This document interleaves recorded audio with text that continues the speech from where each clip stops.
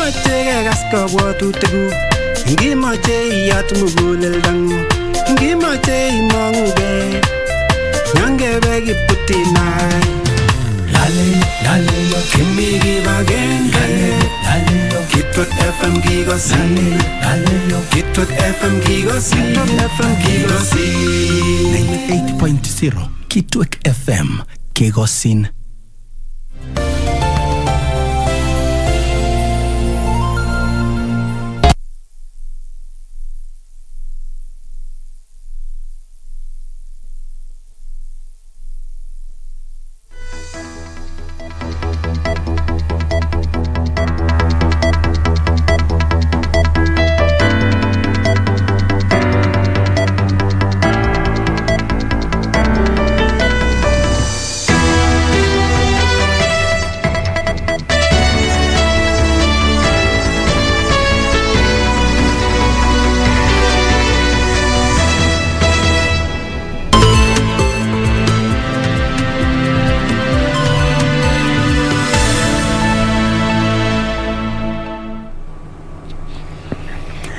A very good afternoon to you. Thank you so much for creating time for us. It is the 5th day of October, the year 2021. Welcome as we begin our coverage of what has been making news in the country and beyond. My name is Serfine Achieng Oma. I'm standing in for Ben Troinjue. Our sign language interpreter is Lucy Mwaura. Of course, a lot has been happening today in the country. We'll be letting you in on what is happening, including the campaign to kick out neglected tropical diseases in the western region, and also an ongoing memorial service of the fallen lady icon Orie Rogo Manduli at the All Saints Cathedral, all contained in our comprehensive news bulletin that begins right now. Unfortunately, we begin on a sad note. President Uhuru Kenyatta has sent a message of condolence to the family of the late prominent lawyer Evans Monari, who died on Monday night after a long illness. The head of state terming the lawyer as a solid and dependable legal mind who leaves behind a rich legacy of professional success. According to the family spokesperson Ken Monari, Senior Counsel Evans Monari died on Monday night at the Nairobi hospital, where he was admitted in the intensive care unit after a long illness. In his message of comfort to the family, President Uhuru Kenyatta described the late Monari as one of the country's leading lawyers who distinguished himself as a dependable resource as seen in his success. Deputy President William Ruto terming the late as a far-sighted visionary lawyer with supreme knowledge of the Constitution and the law. The President of the Law Society of Kenya, Nelson Harvey, also mourned the late Monari.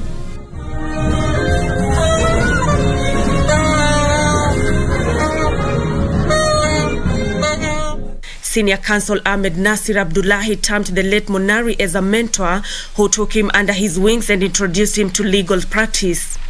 Until his death, Monari was an advocate of the High Court and a partner and head of litigation and dispute resolution at Carlson Hani LLP Advocates. He was among the defense team that represented President Kenyatta, former Police Commissioner Hussein Ali, and former head of Civil Service Francis Muthaura at the ICC.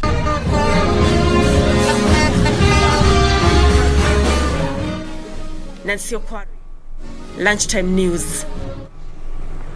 Indeed, and may his soul rest in peace. Now moving on, Ministry of Health officials are collecting samples of stool and urine from residents of 4 Western Kenya counties to determine the extent of infection of bilharzia and intestinal worms. The officials collected the samples from selected households in Kakamega County, with the exercise expected to continue in Bungoma, Vihiga and Trans Nzoia counties. The 4 counties have been selected as pilot counties in the program meant to break transmission rate of diseases which are among those classified under neglected tropical diseases.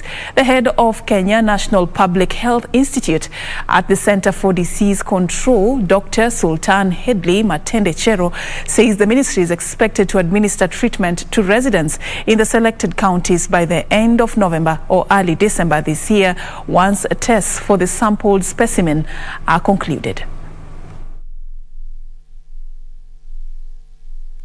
Hata zaidi ya wale watoto wa shule, lazima tulenge wale watu wengine, kwa sababu wakati watoto wa shule walikuwa wanatibiwa hapo awali, wakirudi nyumbani mwao walikuwa pia wanaambukizwa tena kwa haraka, wanaambukizwa minyoo na bilharzia. Kwa hivyo tumekuja na strategy mpya ambayo tunaita breaking transmission strategy, ambayo tunalenga kila mtu kwenye jamii. Moving on, the mass voter registration exercise has entered its second day amid calls on all eligible Kenyans to enlist themselves ahead of the 2022 general election. The exercise, which began on a slow pace on Monday, has seen a low turnout in various centers across the country. The race to register some 6 million new voters has begun on a slow pace, with few Kenyans turning up for the exercise on day one. In Kiambu County, for instance, a center in Ruiru constituency recorded only 4 registrations on Monday. Kwa kila kit tumewapatia target ya watu 12 per day to start with. Tukifanya hivyo, in the whole constituency tunaweza pata watu 407 kama target tutapata. Na kama tungepata hiyo 407 voters, tukimalizia tutakuwa na wapiga kura 36,863. The IEBC has set a target of 400 voters per day for some centers on Kiambu County. Exercise imekuwa slow. Leo ni siku ya kwanza. Kama hapa tumeregister 3 people so far. But at least we are getting people wanauliza kama waweze kutransfer kutoka polling station moja kwenda polling station nyingine. Tulikuwa tuna assume wengi watakuja ni these young people wenye wamechukua ID juzi. The Independent Electoral and Boundaries Commission is encouraging young Kenyans to exercise their democratic right and register as voters. Yusuf Hilo, Lunchtime News. An elderly man in Kilifi County have been enrolled into adult education classes at Kwaupanga area to enable them learn how to read and write. Education stakeholders in the region say illiteracy is one of the problems affecting the region and has contributed to the high levels of poverty. Beatrice Gatonyengetich with details of that story. Program organized by Million Footprints, a non-governmental organization, attend evening classes where they undergo a training on how to write, read, operate mobile phones, and count money. Priska Mapenzi, a volunteer teacher from Kwaupanga Baptist ECD, says she decided to help them acquire knowledge and self-reliance. Tungesema ni mradi mzuri ambao litoko utasaidia mtaa wetu ama community yote kwa pamoja. Tutakuwa kuna wale ambao hawakusoma na wale ambao tutakuwa tunasoma. Sote tutakuwa tumejimudu kimaisha kwamba tunaweza pata kitu chochote tukasoma. Kama ni barua imeangushwa popote pale, yule ambaye mzee ambaye hakusoma tokea awali atakuwa anaweza kusoma kufikia sahihi. She says the organization facilitates the learner with stationery and have also installed solar panels, making it easy for them to attend evening classes. Hii solar itatusaidia kulingana na wale ambao wanatoka kazini. Kuna wengine wanapenda kusoma lakini wanatoka saa 12 kazini, ndo wakifika huku ni saa 1. So kuna wale ambao watakuwa wanaingia hapa usiku kama saa 1, watakuwa inawasaidia wanasoma, alafu baadaye kama saa 2 wanatoka wanaenda nyumbani. According to beneficiaries, the program has expanded their knowledge and opened to them a new world of endless possibilities. Hasa kutoka tangu tupoanza kusomeshwa na mwalimu wetu, naweza kwenda mpaka hapo dukani tena najua kwamba nitaregeshwa change. Kwa hii pesa ambayo nimepeana najua kwamba nitaregeshwa change fulani. Hata kama ni kunibia naweza kumwambia hapana. Hii mbona? Unaona? Kwa hiyo sasa nashukuru. Pale nimetoka na sasa naona naenda kwa mwangaza mzuri. Hii elimu itanisaidia na mambo mengi. Manake ni japo ilichelewa lakini kwa vile ambavyo nafurahia kuna mambo mengi ambayo nitafaidika nayo. Nikipata simu kwa jumla nilikuwa sijui nitaanza na wapi na nimalize na wapi. Lakini kufikia sasa hii naona naweza nikashika hili na nikazidi kuendelea na kupata na mawasiliano na wenzangu ambao wako nje hapa. They called on their peers to join the program to realize their full potential. Beatrice Gatonyengetich, Lunchtime News. Thank you, Beatrice, for that encouraging report. Learning to always learn. You are never too old to learn something new. Now, moving on, the National Assembly's Health Committee is calling on the national and county governments to agree on the modalities of building and equipping health facilities in the counties. The committee, which toured Uasin Gishu County, observed that many counties are finding it expensive to build and equip their health facilities, something that threatens to undermine the provision of health services. Ziwa Level 5 Hospital in Uasin Gishu County will cost the county some 800 million shillings to build, but 1.2 billion shillings to equip. Governor Mandago says the county cannot afford the 1.2 billion shillings. Kubaliana tujenge Ziwa ikuwe the county level 5 facility. Na hii ni facility ya county. Tulikubaliana kama county. Mradi huu Mheshimiwa Sabina Jege unaona hapa itakaribu serikali ya county milioni 806 ikamiliki. Kuweka vifaa ambayo itafanya sasa hospitali itumike karibu shilingi bilioni 1.5. Sisi tunaomba nyinyi kama kamati mtusaidie kupitia Wizara ya Afya. Sasa kwa ile gharama tungepewa wakati ile sisi tufanyiwe equipping of this hospital. Members of Parliament want the two levels of government to agree on how they will execute the joint process of building and equipping the facilities. Ya pili ambayo itapelekwa kule juu, serikali imesema wanataka kuandikishana Disemba kufikia mwaka ujao, ijulikane contractor ni mgani, referral ya pili ianze kujengwa kule prisons. Devolution of health and health was devolved. Health was left so that the counties can be able to manage themselves and know where they need to be assisted by the national government. We have seen today, we have come here courtesy of the invitation and the petition that was done by the county government of Uasin Gishu to come here, and they are requesting for the support. So apart from the government efforts, we also require the county government themselves to be a bit persistent and to make sure that every county has a level 5 facility. The lawmakers said most counties are struggling to meet the demand for quality and affordable healthcare. Caroline Kamau reporting for Lunchtime News.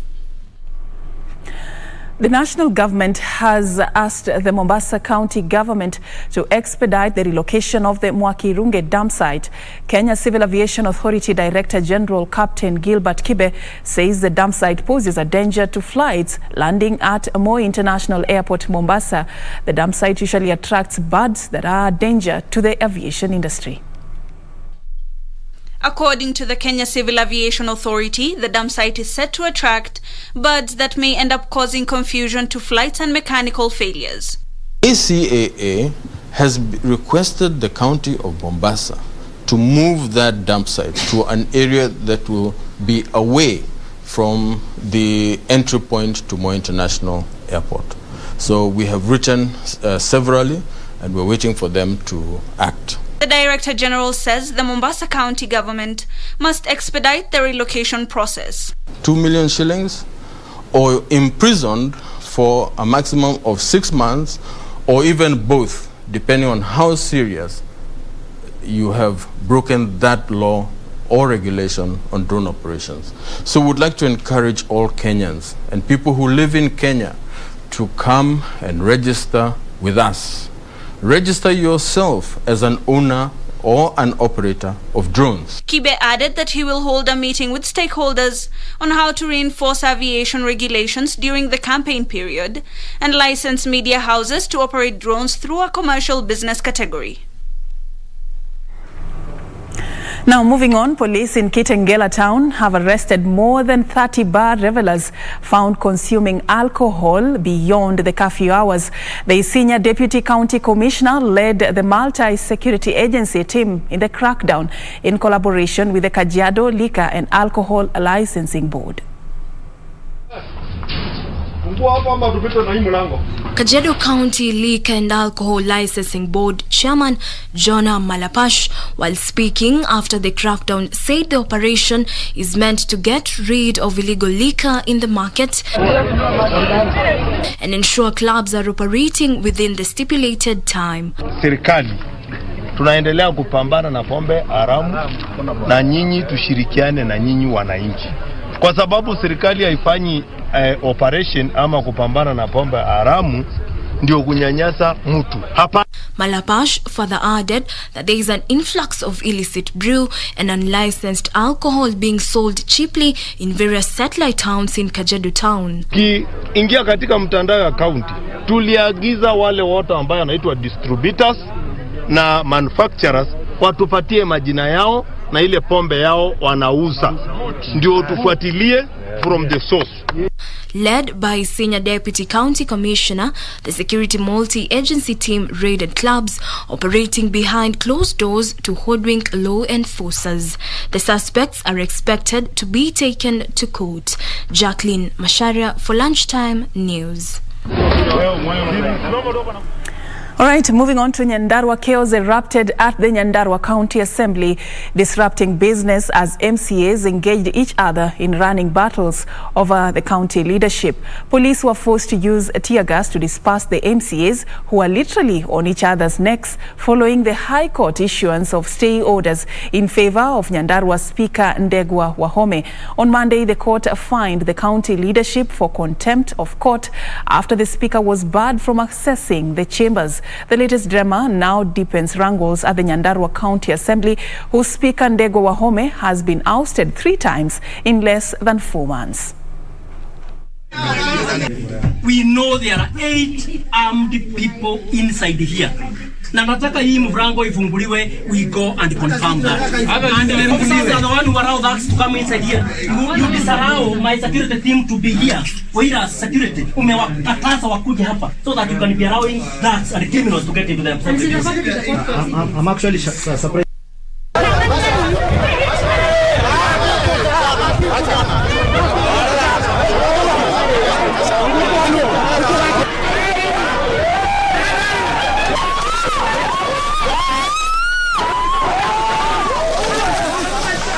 I know. They will just harm you. They want to harm you. That is the plan. We know there are 8 armed people inside here. Na nataka hii mvrango ifunguliwe, we go and confirm that. And the officers are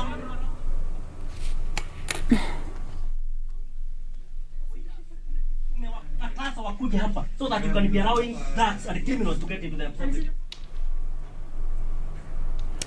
Away from that drama, let me take you to something that is happening in Nairobi at the Kilimani police station.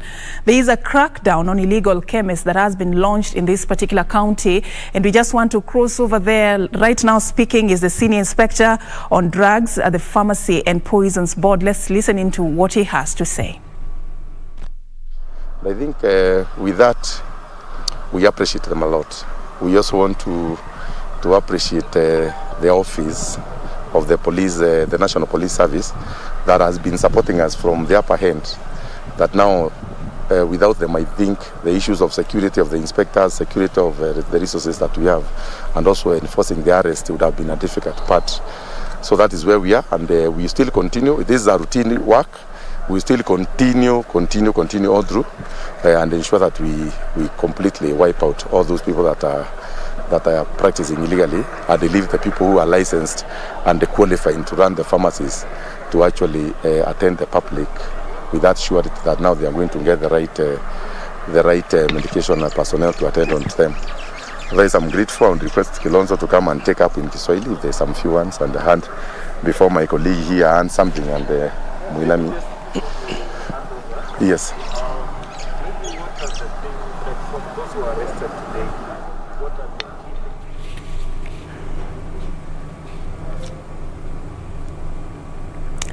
All right, those are live pictures coming to us from the Kilimani police station, where the police are collaborating with the stakeholders in the health sector to crack down illegal chemists. We've seen there officials from the Pharmacy and Poisons Board talking about how this crackdown is going so far and what they've been able to achieve. We'll be getting more details about that story as we continue with our day's coverage. But for now, we want to quickly take a very short break right here on KBC Lunchtime News. Don't go too far. We are coming back with much more.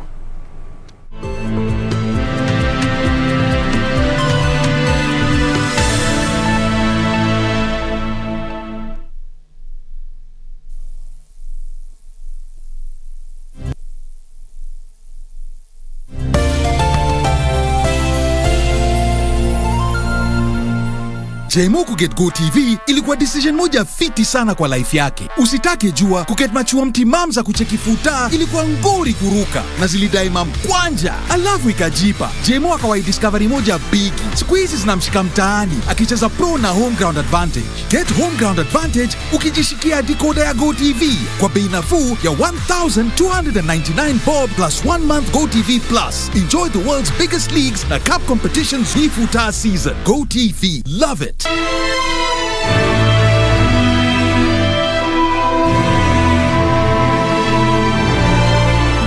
She does have a major illness.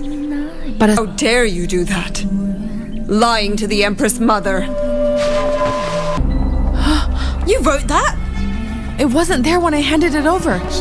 Someone must have added it. But you said you wrote it yourself. The midwife Yoon, who's working at our palace, has been punished by Eunuch Ho. Her name is Yoon Xian. She entered the palace to treat the Empress Mother. What did you say?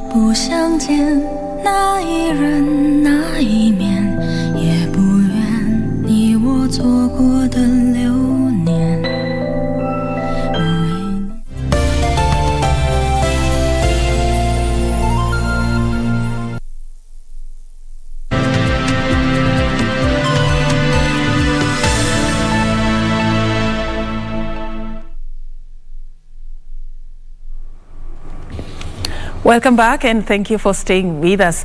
Now, health stakeholders are calling for adoption of innovative and emerging technologies in the war against malaria in the country. They say common such as insecticide-treated nets need to be backed by technologies such as gene drive if the country is to advance from controlling the spread of malaria to eliminating it. Under the aegis of African Institute for Development Policy, the survey, the stakeholders urged the government to allocate adequate resources to boost initiatives by institutions in fighting malaria and improving health. Africa accounted for 94% of the 229 million people infected with malaria worldwide in 2019.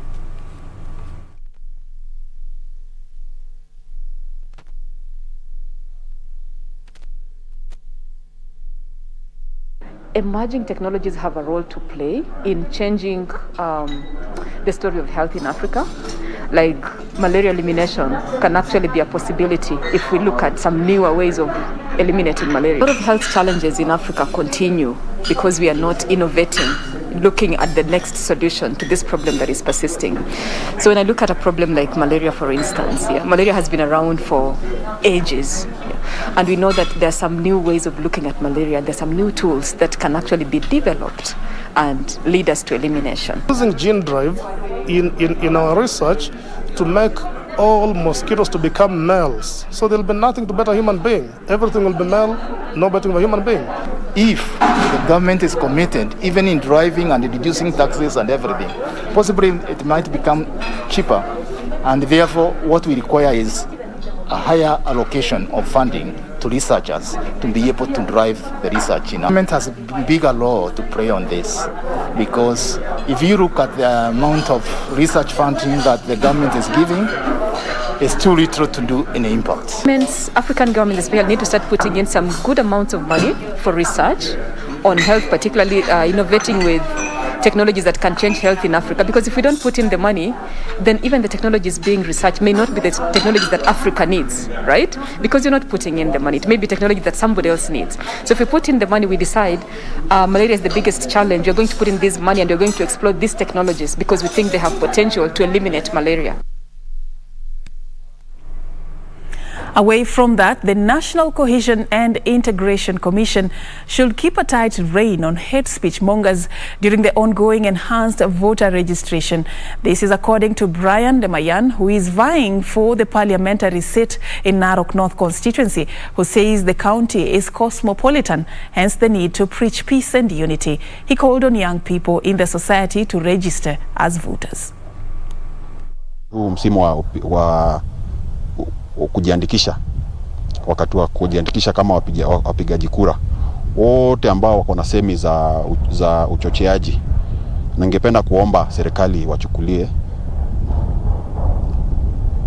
hatua kali na wakomeshwe kuongea mambo ambazo si za maana. Leo ningependa kuwahimiza vijana haswa kutoka Narok North wajitokeze na wajiandikishe kama wapigaji kura katika hii muda ambao tumepatiwa na tume la uchaguzi.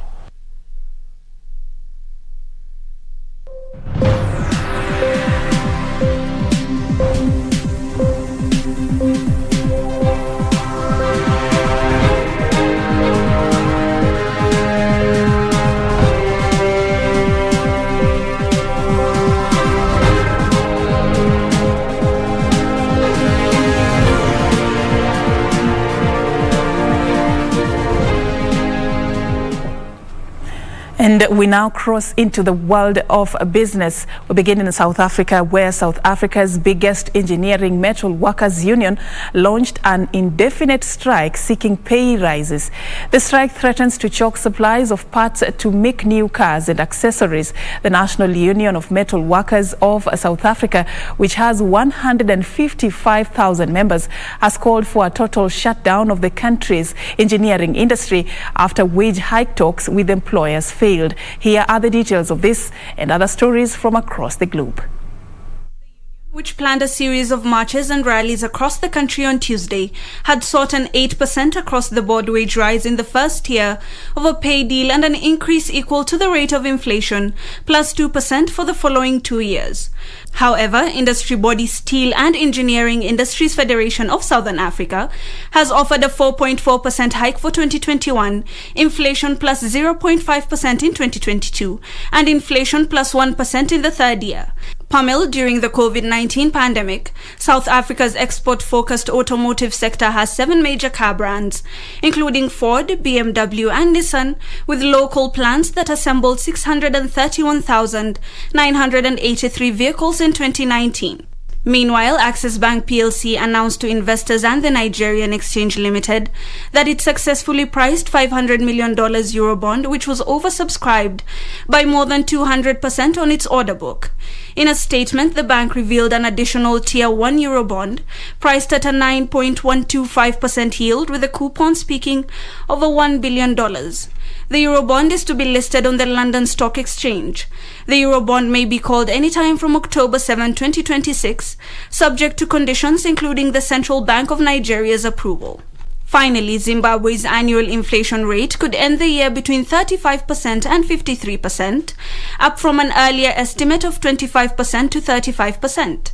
Policymakers in the southern African country, still haunted by memories of hyperinflation and currency collapses, had initially wanted to bring inflation to below 10% by year-end, but have revised that target higher twice now. Inflation fell steeply in the first half of the year, from around 363% year-on-year in January to 56% in July, before stabilizing above 50% in August and September. Finance Minister Mthuli Ncube says that gross domestic product is expected to grow 7.8% this year after 2 years of recession.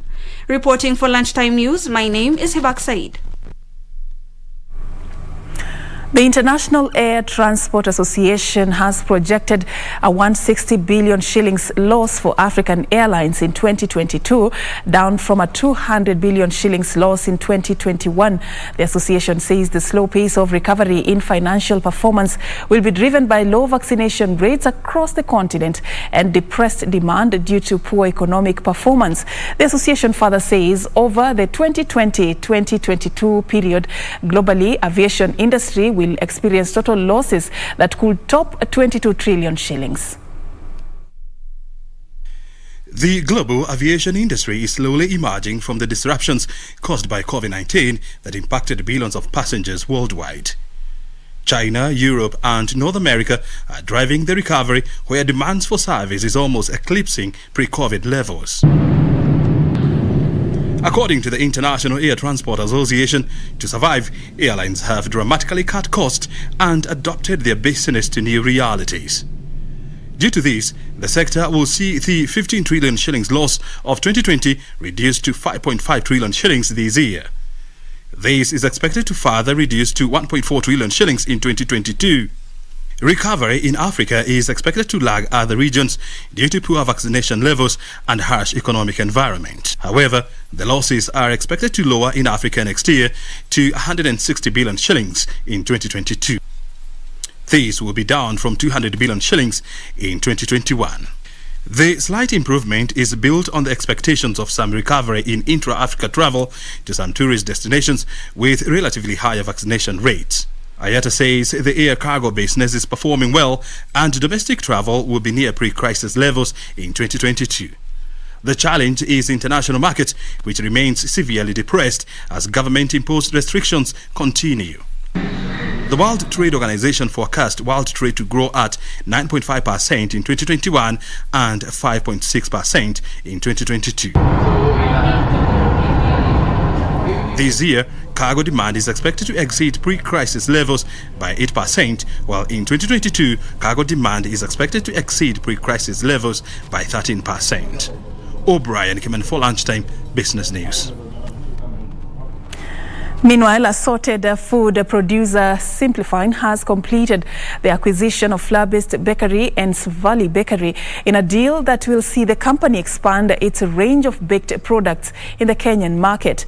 The announcement comes at a time when bakers are struggling with the high cost of production amid low demand for bread due to reduced purchasing power by consumers as a result of decreased income. Alan Aoko with details. Of wheat at the international market has gone up by 30%, prompting a price rally on the price of bread. Kenya imports over 75% of its annual wheat needs. Due to this, companies are leaning towards partnerships in order to remain afloat. In terms of the investment in this particular site, we're looking at $600,000, and that will be spent within the first 6 months. So we'll be completely remodeling the process flow. We'll be bringing in new equipment which will bring us the ability to produce products that this bakery currently doesn't do. The Simplifine's announcement follows the recent acquisition of Alpha Fine Foods by Simplifine's parent company, Black Ivy, as well as the acquisition of French fries and potato production company based in Naivasha, making Enns Valley their third acquisition in the last 7 months. There will be further acquisitions, and so we're looking at opportunities now. But you know, things often take 6 to 9 months from start to finish.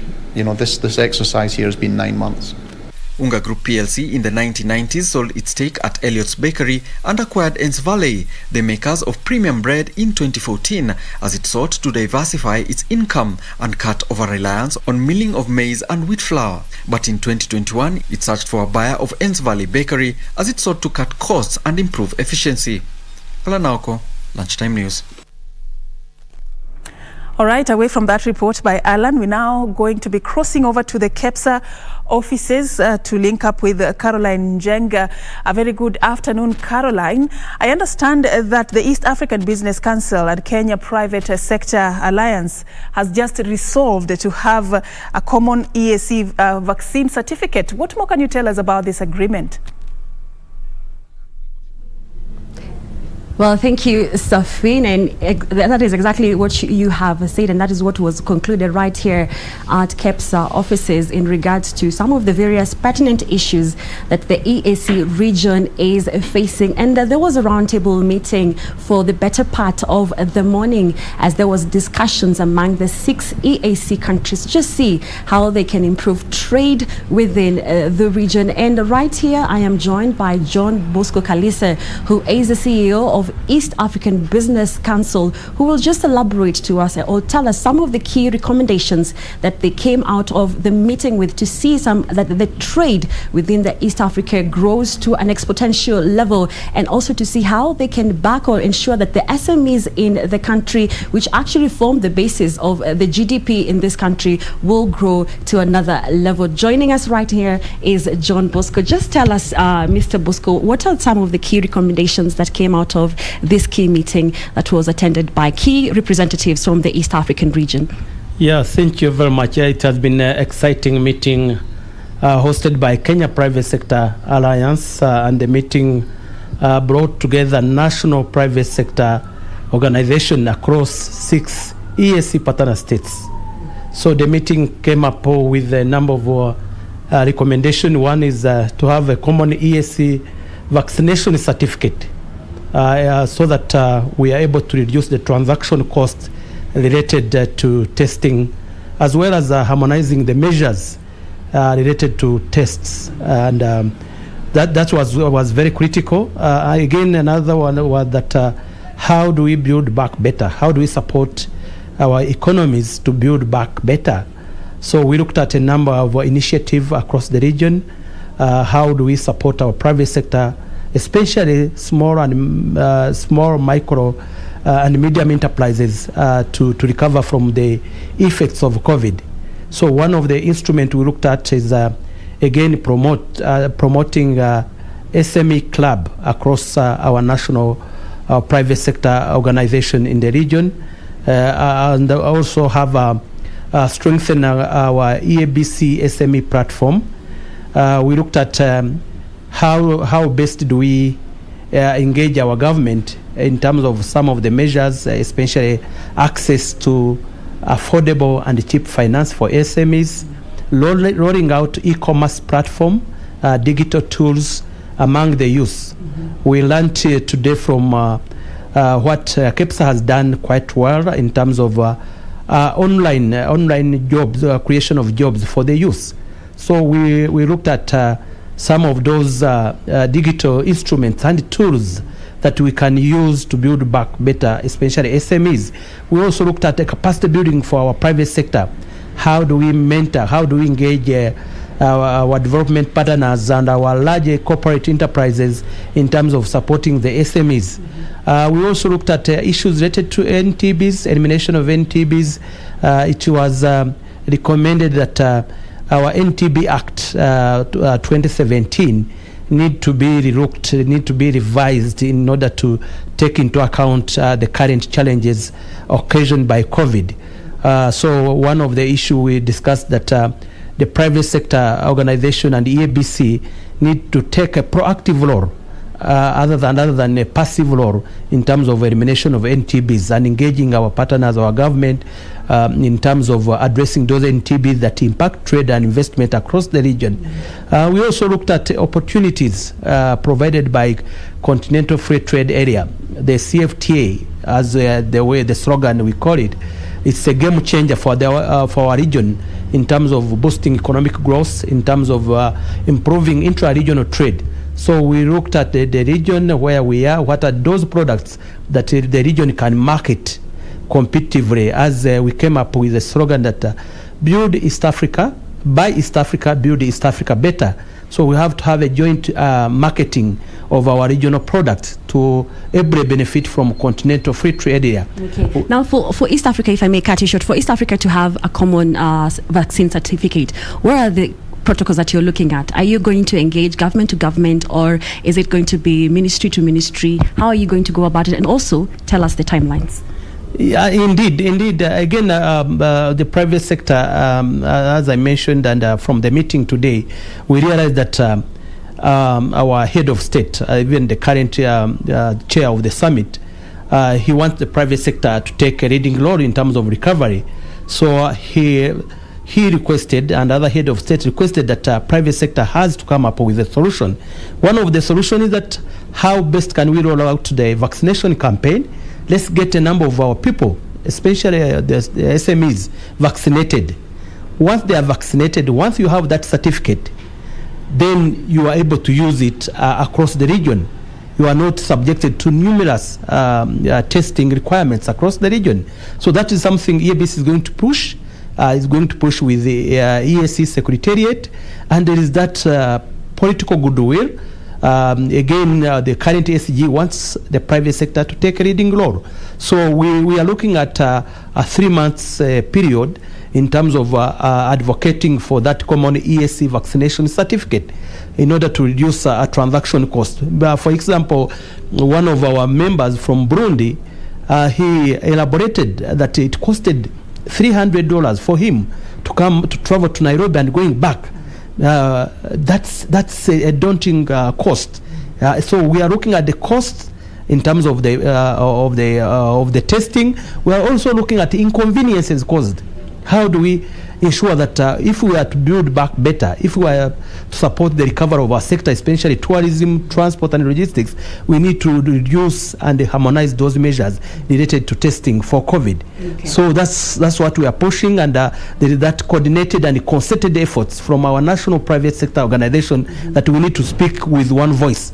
We need to speak with one voice. Okay. And as I say, there is a platform at the EAC, at the heads of state, that we need to drive the recovery agenda. Okay, thank you so much, John Bosco, who is the CEO of the East African Business Council. And because of time, that is where we'll end this short interview, and we'll be giving you more details later on during the 9 p.m. broadcast. My name is Carol Jenga. Back to you, Serfine Achieng.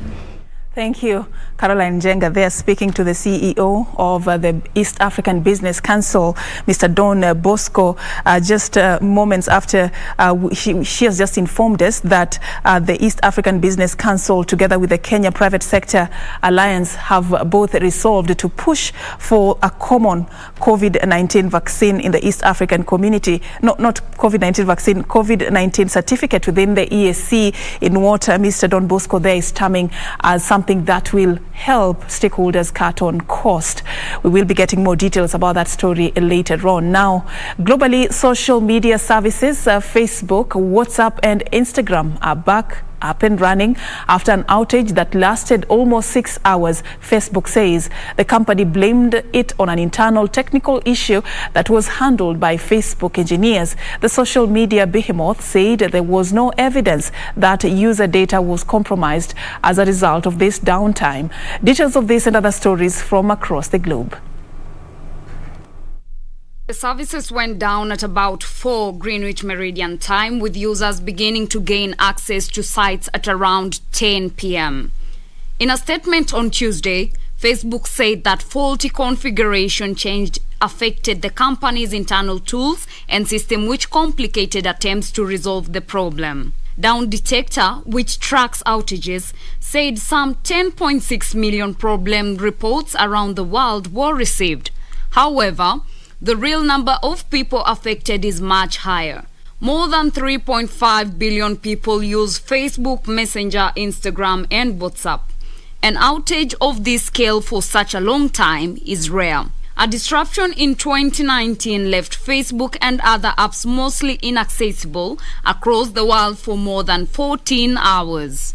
Meanwhile, 2 more property companies are causing concerns over their ability to repay debt in China after missing debt payments, as investors await for announcement about the future of struggling Chinese real estate giant Evergrande. On Tuesday, Cynic Holdings became the latest Chinese developer to be downgraded by a global ratings agency, Fitch Ratings. because it had missed interest payments and due to uncertainty over a $246 million bond repayment due later this month. Beijing has not commented directly on Evergrande's financial problems, although the country's central bank and state media have signaled that the government is ready to help protect individual citizens exposed to the property market. Fears have grown in recent weeks about Evergrande's problems spreading through the world's second largest economy and having an impact on the global financial markets.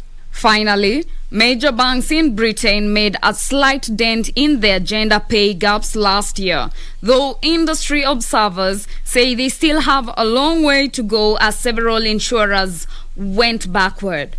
Companies in Britain with more than 250 employees have been required to publish the difference between the pay and bonuses of their male and female employees since 2017. They got a reprieve last year due to the COVID-19 pandemic, though many still filed data and had an extra 6 months to publish data for the 2019-2020.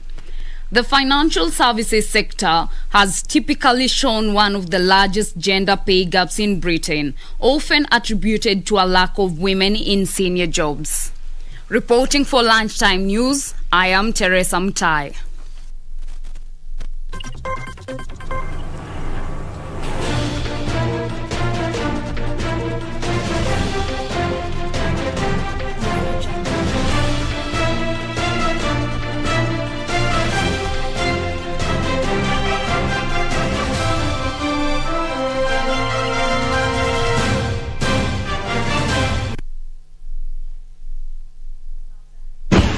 We begin the national boxing team hit squad. Head coach Musa Benjamin is confident that the Kenyan team will give a good show at the World Boxing Championships in Belgrade, Serbia, after a disappointing outing at the Tokyo Olympic Games. The global showpiece is slated for October 23rd all the way to November 6th.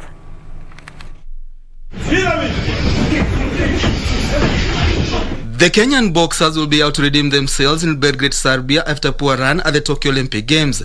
2015 Africa Boxing Championship lightweight gold medalist Nico Koth and Africa Zone 3 super heavyweight gold medalist Elia Joy will lead a squad of 13 boxers to the World Boxing Championship. The Kenyan coaches retained the team that featured at the 2020 Tokyo Olympics and Africa Zone 3 Boxing Championship owing to their fitness levels, saying most boxers remained active even when the season was halted due to the COVID-19 pandemic. Flyweight David Karanja, bantamweight Shafi Bakari, featherweight Martin Odur, light welterweight Victor Odhiambo, welterweight Joseph Shigali, and light middleweight Boniface Mugunde all made the cut to the Kenyan team. Martin Maina will be the only boxer making his debut in the national team.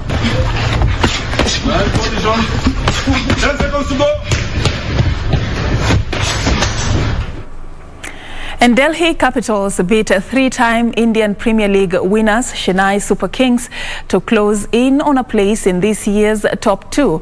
With the top two finish, the teams have two opportunities to qualify for the final, set to take place on October 15th. Chasing 137 to win, Shikhar Dhawan made 39 before West Indies' Shimron Hetmar composed an unbeatable 28 from 18 balls as Delhi won with 2 balls left. Chennai made 136 to 5 with Ambati Rayudu top scoring with 55. A top two finish means teams have two opportunities to qualify for the final, which is on 15th of October. Delhi moved to 20 points above Chennai on 16, but both can be caught by the Royal Challengers Bangalore, who play the Capitals in their final group game. Daniel Mwendwa, Sport.